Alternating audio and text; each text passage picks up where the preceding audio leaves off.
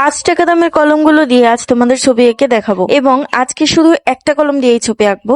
এতদিন তোমরা দেখেছো যে আমি ২টা-৩টা কলম দিয়ে ছবি এঁকছি। আসলে সত্যি কথা হচ্ছে এটা যে আমার হাতের কাছে যা আছে তাই দিয়ে আমি আঁকার চেষ্টা করি। তবে তোমরা তারপরও অনেকে জিজ্ঞাসা করো যে হোয়াইট জেল পেনটার নাম কি এবং কালো জেল পেন। তো আজকে কোনো জেল পেন নাই, আজকে শুধু একটা কলম, একটা ৳৫ দামের কলম দিয়ে ছবি আঁকবো। তো আজকে ছবিটাও খুব ইজি, আমার মনে হয় যে তোমরা এটা ট্রাই করলেই পারবে। এই ধরনের ছবি আঁকার জন্য তোমাদের সবার প্রথমে যেটা শিখতে হবে সেটা হচ্ছে স্কেচ। এখানে মূলত আমি স্কেচই করি, তারপর কিছু জায়গা হচ্ছে আলো অন্ধকার দিয়ে দিই, তাহলেই কিন্তু কলম দিয়ে একটা সুন্দর ছবি হয়ে যায়। এর থেকে বেশি কিছুই না। তো এবার আজকে আমাদের আকাশটাতে হচ্ছে আমরা ক্লাউড দিব, এই জন্য হচ্ছে আমি লাইন টেনে টেনে দিচ্ছি যেন আমার ক্লাউড গুলো বোঝা যায়। যখনই দেখবেন ক্লাউডের নিচ পর্যন্ত লাইন টানা হয়ে গেছে তখন দেখবেন ক্লাউড গুলো কত সুন্দর ভিজিবল হয়ে গেছে। তো এই জন্যই আমি বলছি যে আজকের পেইন্টিংটা অনেক বেশি সহজ। এটা হচ্ছে তোমার শুধু এই স্কেচটাও অনেক বেশি সহজ, যদি এতটুকু স্কেচ করতে পারো তাহলেই হয়ে যাবে অনেক সুন্দর করে। এবার হচ্ছে আমি ঘাস এঁকেছি।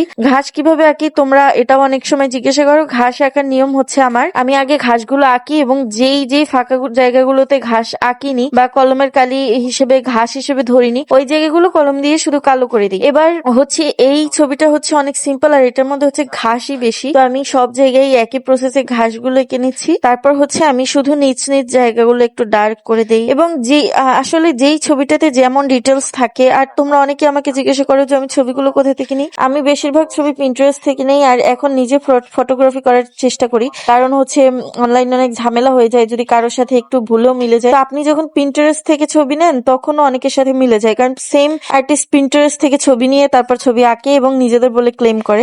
এই জিনিসটাকে আমি অনেক ভয় পাই যে আমার কোনো ছবিকে নিজেদের বলে। তবুও আমি অনেকের ছবি এঁকেছি যে আমাকে কেউ না কেউ এসে বলেছে যে এটা তো অমুকের ছবি, তো আমি তাদেরকে ক্রেডিট দিয়ে দিয়েছি। যে এই বিষয়টাকে আমি ভয় পাই, এই জন্য হচ্ছে আমি নিজেও ফটোগ্রাফি করার চেষ্টা করি মাঝে মাঝে।